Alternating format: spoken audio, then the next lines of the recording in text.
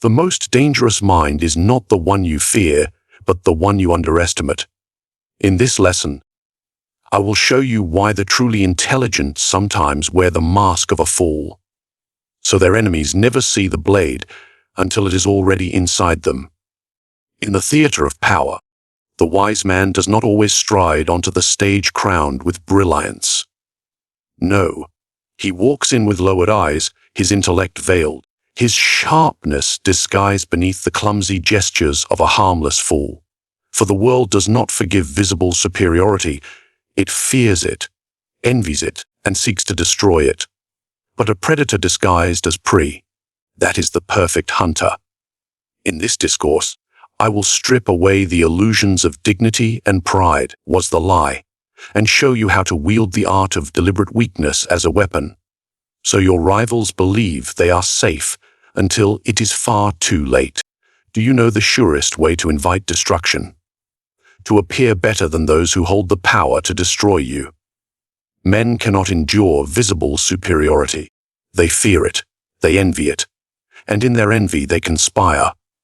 You think your intelligence will win their respect. No, it will win their hatred. The ancient counts of Italy knew this well.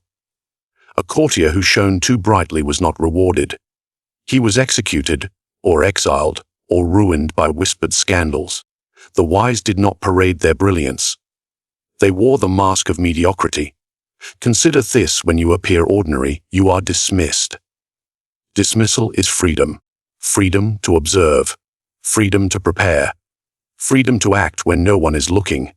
A predator in the wild doesn't always stalk with teeth bared. Sometimes it lies still, eyes half closed, letting its prey graze closer. The prey thinks it is safe, until it isn't. In politics, business, even in your daily life, the same law applies. The moment others believe you are their equal, they measure you. The moment they believe you are their superior, they resent you. But if they believe you are less, they relax. They open their gates, and you are already inside the walls. History gives us endless examples.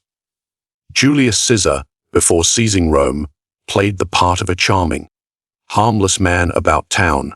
He laughed, he flattered, he wasted time at banquets. The Senate thought him a lightweight. By the time they realized he was a strategist of terrifying ability, their daggers were already wet with desperation.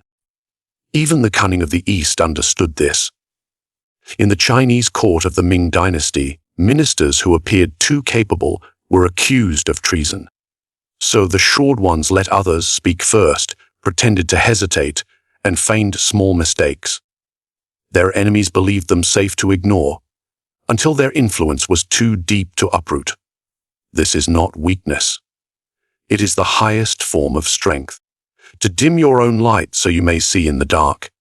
Ask yourself, do you truly need the recognition of fools? Do you truly crave the applause of those who would cheer today and crucify you tomorrow?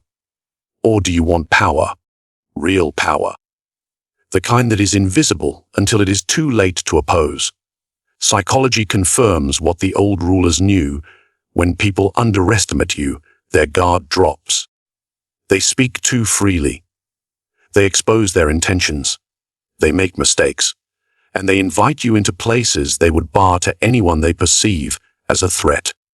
The mask of mediocrity is not about self-humiliation. It is about strategic misdirection. It is the general covering his army's movements with smoke. It is the chess master sacrificing a pawn to draw the queen into a trap. Do not confuse this with self-sabotage. You are not destroying your talents. You are concealing them, keeping them sharp for when they will cut deepest. This requires discipline. Your pride will scream to be acknowledged. Your ego will want to prove itself in every conversation, every meeting, every challenge. Resist. Let others speak louder. Let them boast. Let them believe they are winning. Meanwhile, you are counting their weaknesses, measuring their blind spots, preparing your strike. Imagine you are in a room full of rivals. You know you are the most capable there. You could dominate the discussion. But instead, You ask questions. You nod. You mispronounce a word or two. You play the part of a man learning from others. They will feel superior. They will feel safe. And in their safety, they will forget to defend themselves. When the day comes to reveal your true self, it will be sudden. They will not have time to react. The shock will be part of the weapon. In warfare, the enemy you cannot see is the one you fear most. But there is one even more dangerous. The enemy you see, but believe you have already defeated.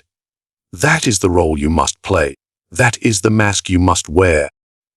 For those who parade their genius too soon are like a fortress that flies a banner announcing its strength. Every enemy will test its walls. The fortress that looks abandoned. Its enemies sleep inside before they realize they are prisoners. Remember this: you are never safer than when you appear to pose no threat. In the next lesson was the lie. We will sharpen this weapon further, turning underestimation itself into the noose your enemies place around their own necks. When your enemy underestimates you, they have already surrendered half the battle. The other half is taking what they have given you and turning it into their ruin. Underestimation is not a weakness to be corrected. It is a weapon to be sharpened. But here is the truth most never see: being underestimated is not enough. It must be engineered. Why? Because human beings rarely act on facts. They act on perceptions. If you control their perception of you, you control their reactions to you. And when they misjudge you, they make the first mistake. The first mistake is always the most fatal. Think of the Trojan War. The Greeks could not breach Troy's walls by force, so they gave the Trojans a gift, a wooden horse.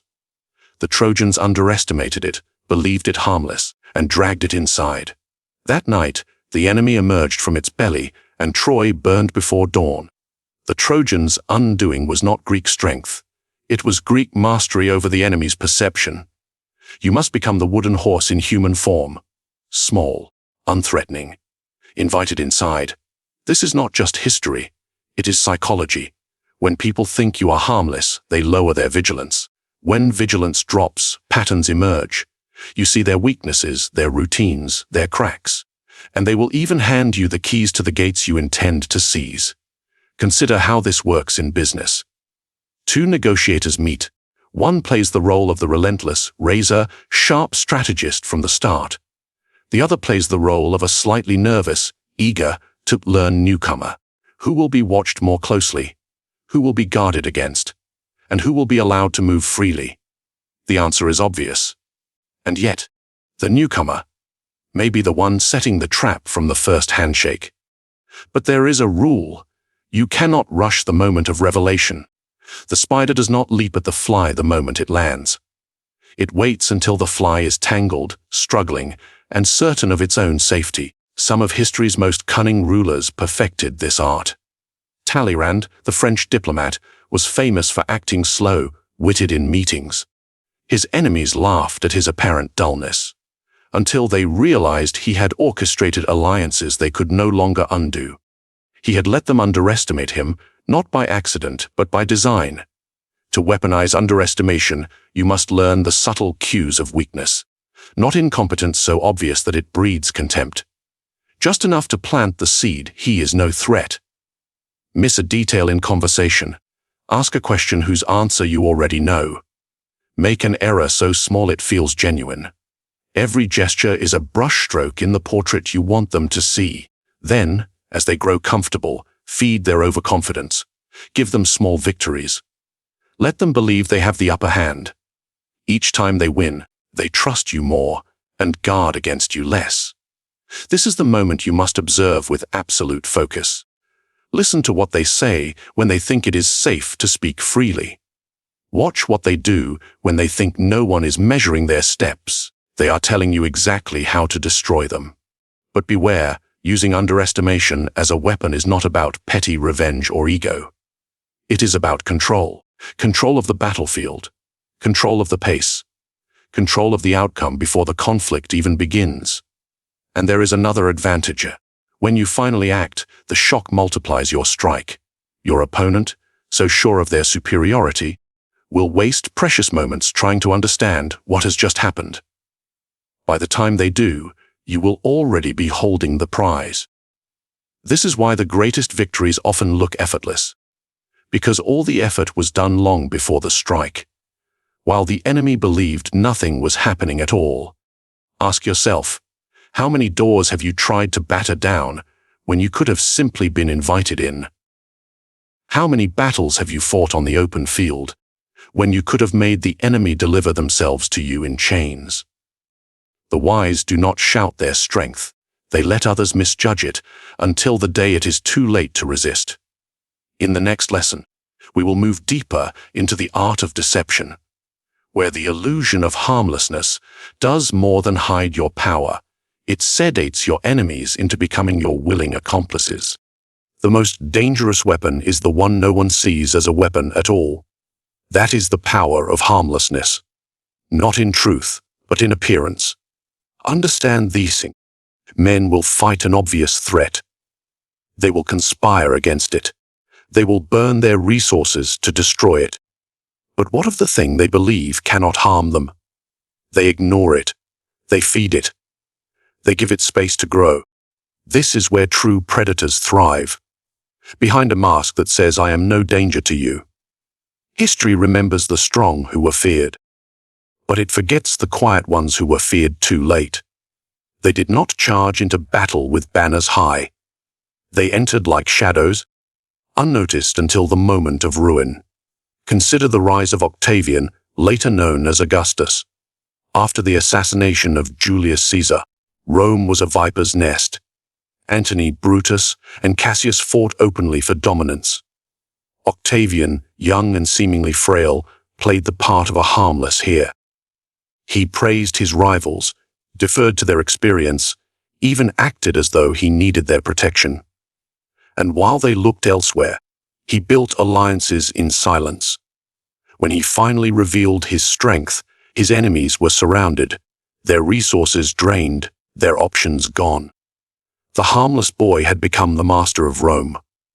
Why does the illusion work so well? Because people judge threat through emotion, not logic. A man who appears confident, capable, and sharp will trigger suspicion. A man who appears clumsy, dependent, or eager to please will trigger trust. And trust is the perfect blindfold. You can apply this in your own life. In meetings, be the one who listens more than speaks. Let others interrupt you. Let them think smarter, quicker, more informed. Their arrogance will soften their defenses. But harmlessness is not passivity. It is the deliberate art of letting others believe they control you while you quietly take control of them. Think of it as planting a seed in your enemy's mind. The seed says, "You have nothing to fear from me." Water it with small acts of deference. Let it grow until their guard is not just lowered. It is gone entirely. In war, the army that pretends to retreat can lure the enemy into an ambush. In politics, the candidate who pretends inexperience can charm the public into forgiving every calculated move. In personal rivalry, the friend who seems incapable of ambition can enter spaces the obvious competitor never could. But there is a delicate balance. If you overplay harmlessness, you risk being ignored completely, shut out of influence. The art lies in being just visible enough to remain present, but never so visible that you provoke alarm. Psychologists call this benign violation. You appear to break the rules of competition without triggering a defensive response. You move pieces on the board while convincing everyone you are merely watching the game. Harmlessness also allows you to bypass the most dangerous force in human affairs: envy. People rarely envy the powerless, and so they do not plot against them. But envy grows like mold on visible success. Hide your power, and you deny envy its fuel. This is why the great manipulators never look like manipulators. They look like supporters, like allies, like someone's loyal shadow. And shadows, you must remember, are always attached to the source of light, yet they move independently when the moment is right. There will come a day when you must drop the illusion, and that day will be the most decisive of all. When the harmless creature shows its claws, the shock itself will immobilize its prey. The time between recognition and reaction will be yours to act and to win. So I ask you, are you willing to step aside from your pride? To let others underestimate you, overlook you, and even pity you? Can you allow the insult to pass, knowing it is the key to your future advantage? If you can, then you will walk among enemies who do not even realize they are surrounded. You will be invited into the very circles that would exclude a more obvious rival. And by the time they see you clearly, their power will already be in your hands.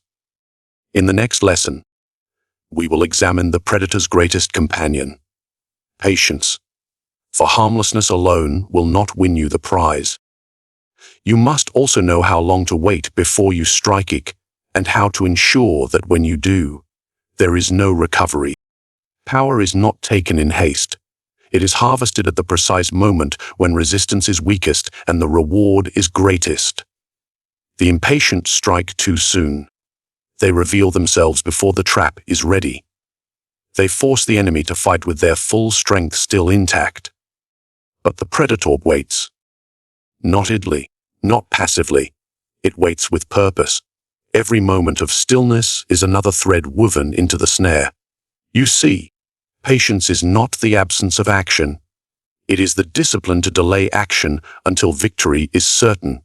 In the wild, the lion does not charge the instant it sees its prey. It stalks from a distance, reading the wind, measuring the terrain, studying the herd's movements. It waits until the weakest animal strays too far, until the others are distracted, until the distance can be closed in a single bound. Only then does it strike. History offers the same lesson.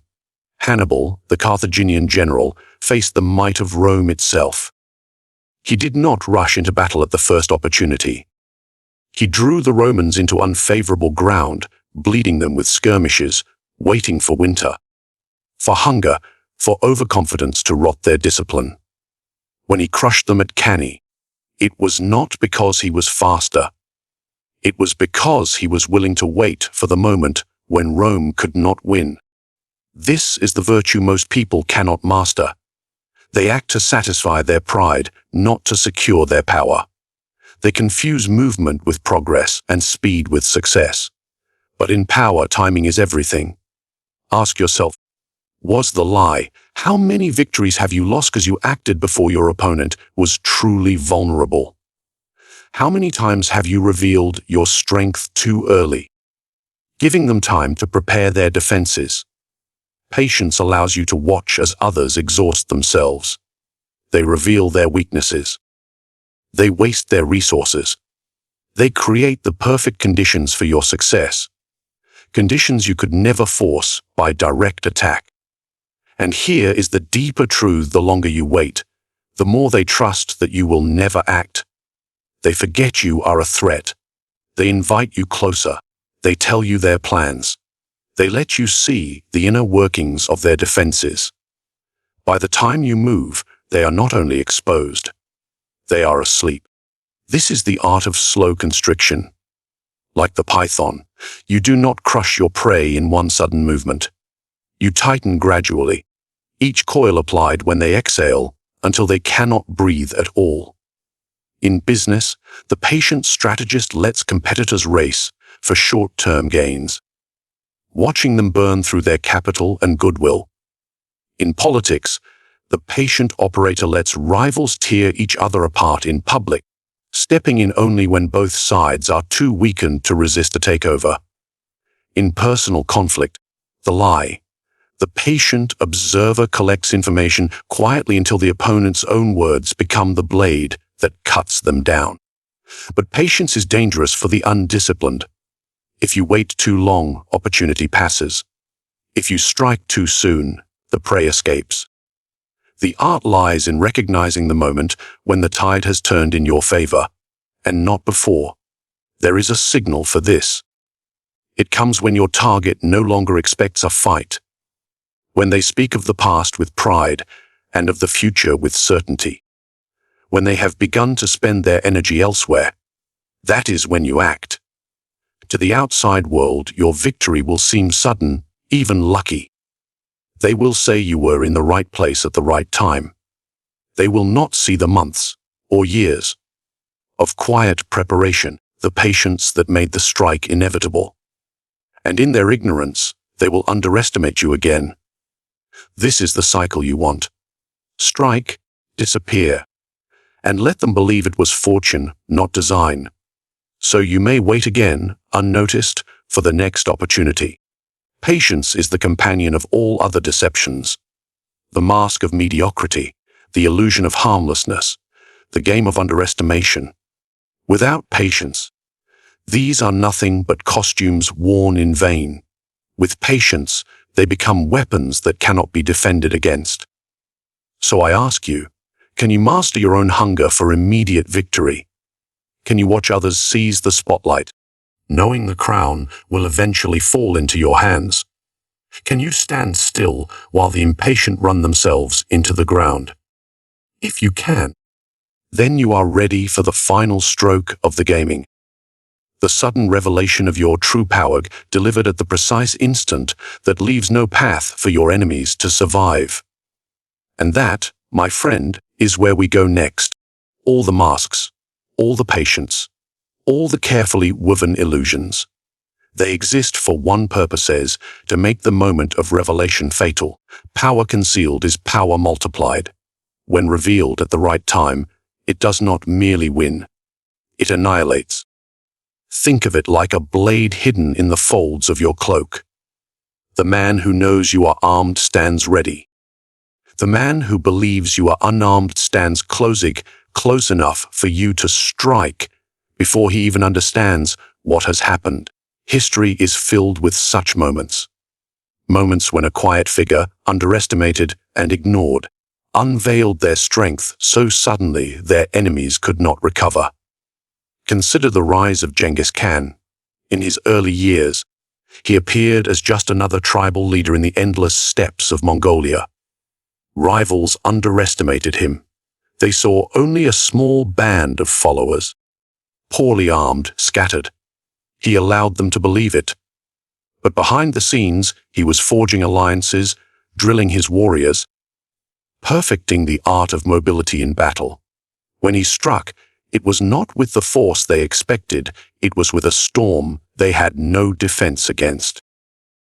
By the time they understood his true strength, they were already part of his empire. This is the death blow of sudden revelation. It is not just the strike itself that destroys, it is the shock. Psychologically, the mind resists new information that contradicts what it believes to be true. When you suddenly reveal a power your opponent never accounted for, they waste precious time trying to process the reality. They hesitate. They deny. And in those moments of mental paralysis, the outcome is sealed. You must understand. This is why you never reveal your full capabilities early. Early revelation gives the enemy a chance to adapt. Late revelation leaves them with no time to act. It is the general who hides his strongest battalion until the enemy has committed all their forces to the wrong front.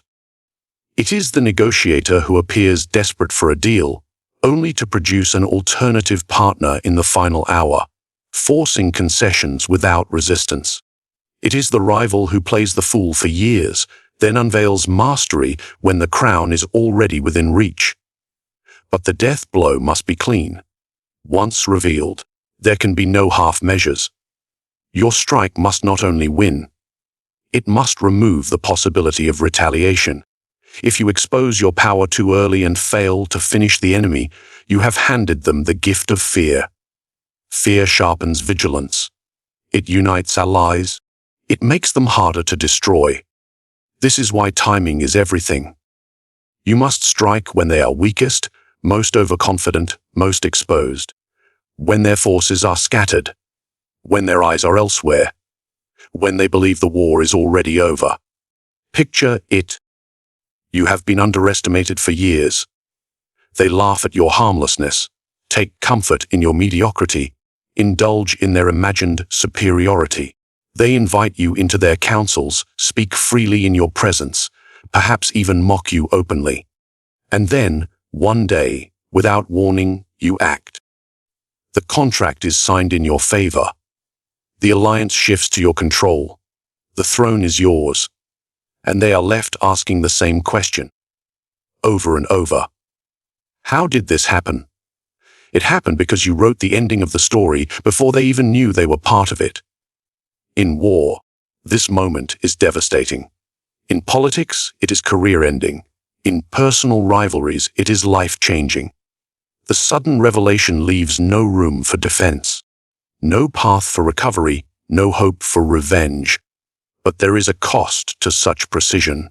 You must have the will to endure years of being overlooked. You must silence the urge to prove yourself too soon. And you must have the coldness to strike without hesitation when the moment arrives. Because in that moment, mercy is not strategy. Mercy is weakness. The death blow is not just about winning. It is about ensuring there is no second battle. You do not want your enemy wounded. You want them erased as a threat. So I ask you, when the moment comes, will you act without hesitation? Will you deliver the strike without warning, without restraint, without leaving the door open for your enemy to return? Because the final truth is this: the power you reveal at the right moment does not just change the game. It ends it. And in the next lesson, we will speak of something even more dangerous than power, the art of making others believe that ending the game was their own idea. Power is not taken with noise. It is taken in silence, by guiding others without their awareness, by letting them believe they walk freely while their path is one you have chosen. Control is most absolute when it is invisible. The hand they do not see moves their steps more surely than chains. Why force obedience when you can shape desire? Why demand loyalty when you can make betrayal feel unnatural? This is the essence of subtle domination, not ruling with a crown, but with the invisible strings that pull at the mind. The greatest victory is not to have your will obeyed. It is to have it embraced as if it were their own. Now I ask you, what is the most effective way you have seen control wielded without detection? Leave your thoughts below. Subscribe for more strategies drawn from history's darkest minds. Share this with those who think they understand power and watch them realize how little they truly see.